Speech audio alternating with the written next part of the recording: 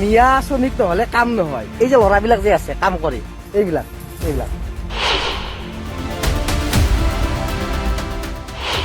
মিয়া নহ'লে অসম নচলে কোনে কোনে আৰু আমাক কি ভাব দিয়ে যে মিয়া নহ'লে অসম নচলে কথা ক'ব আহিছে।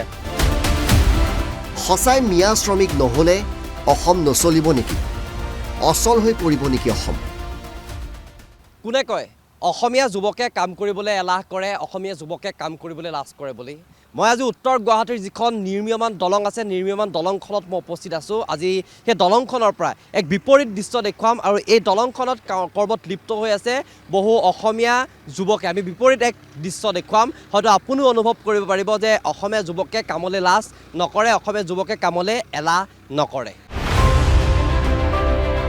শীঘ্ৰে মুকলি হ'ব উত্তৰ পূৰ্বাঞ্চলৰ ভিতৰতেই আটাইতকৈ বৰ্ণাঢ্য এইখন দলং।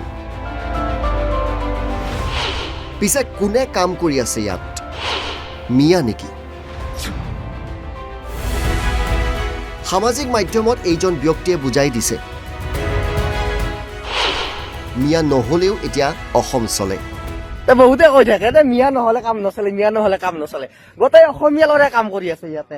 মই বৰ্তমানে উত্তৰ গুৱাহাটীৰ এই দলংখনত আছো, দলংখনৰ ওপৰত আছো। মিয়া শ্ৰমিক নহ'লে কাম নহয়। এই যে ল'ৰাবিলাক যে আছে কাম কৰে এইবিলাক ক'ত ঘৰ তোমালোকৰ? মোৰ মাজুলীত। তোমাৰ মাজুলীত ঘৰ আৰু তোমাৰ ডিব্ৰুগড়। ডিব্ৰুগড়ত। অসমীয়া ল'ৰা কি নাম? মোৰ নাম যৌগিক শৰ্মা। যৌগিক শৰ্মা। তোমাৰ? প্ৰণৱজ্যোতি সোণোৱাল। প্ৰণৱজ্যোতি সোণোৱাল হয়। হয়, কৰ্ম সংস্কৃতিৰ সংজ্ঞা লাহে লাহে অসমত সলনি হৈছে। প্ৰায়খিনি অসমীয়া যুৱকে আছে। হয় বহুত আছোঁ আমি অসমীয়া মানুহ বহুত আছোঁ। বিজনীৰ পৰা আহিছোঁ আমি চিৰাং ডিষ্ট্ৰিক্ট। মানে কি কাম কৰিব ইচ্ছা গেলি চব পাৰে কৰবা, তাৰ পাছত আৰু কি আছে কাম কৰিব ইচ্ছা হ'লে চব পাৰে। দাদা ক'ৰ পৰা আহিছে আপুনি? তেজপুৰৰ পৰা। তেজপুৰৰ পৰা আহিছে। চবেই কৰ্মক্ষেত্ৰত চবেই কাম কৰিব পাৰে। কাম কৰিম বুলি ক'লে চবেই কৰিব পাৰে। এতিয়াও বহুত মানুহ আমাৰ অসমীয়া মানুহেও কাম কৰি আছে, আদিবাসী মানুহেও কাম কৰি আছে, চবেই আমি মিলিজুলি কাম কৰিয়ে আছোঁ। প্ৰায়খিনি অসমীয়া মানুহে ইয়াত আছে অসমীয়াও আছে, আদিবাসীও আছে, কছাৰীও আছে, বাঙালীও আছে। আমিতো ক্লাছ কৰা নাই, আমি কৰি আছোঁ। আমি অসমৰ কিমানমান অসমীয়া মানুহ আছে ইয়াত কাম কৰি? বহুত মানুহ আছে, আমি গোটেইকেইটা অসমৰে। কেতিয়াৰ পৰা কাম কৰি আছে?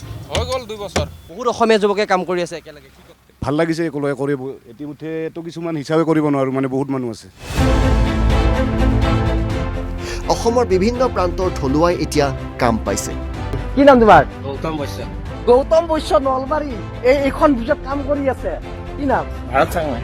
ভাৰত চাংমা, ডিব্ৰুগড়ৰ ল'ৰা। দাদা আপোনাৰ? দুলীয়াজান। কি নাম? দীপান্ত গগৈ। আৰু কি কৈ থাকে আমাক যে মিয়া নহ'লে কাম নচলে, মিয়াই বোলে চব বোলে মিয়াই কৰে। অসমীয়া ল'ৰা শৰ্মা, গগৈ, চাংমাই, বৰা গোটেই অসমীয়া ল'ৰাই কাম কৰি আছে। ডক্টৰ হিমন্ত বিশ্ব শৰ্মাৰ নেতৃত্বত সমগ্ৰ অসমতে এতিয়া এটা কৰ্ম সংস্কৃতিৰ পৰিৱৰ্তন ঘটিছে। আজিৰ তাৰিখত অসমীয়া ল'ৰাই কাম কৰিবলৈ ওলাই আহিছে। অতীততে যেতিয়া কংগ্ৰেছৰ চৰকাৰ আছিল সেই সময়ত অসমীয়া মানুহে, অসমীয়া ল'ৰাই আচলতে প্ৰাধান্য পোৱা নাছিল, যাৰ কাৰণে আমি দেখিছোঁ যে মিয়া মুছলমান মানুহে আচলতে গোটেই কামবিলাক দখল কৰি লৈছিল।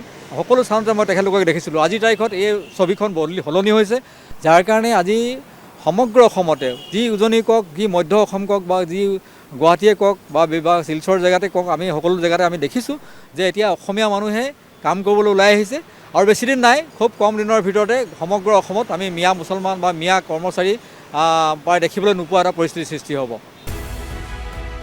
ৰাজ্যৰ বিভিন্ন প্ৰান্তত মিয়া শ্ৰমিকৰ বিৰুদ্ধে বিক্ষোভ আৰম্ভ হৈছিল।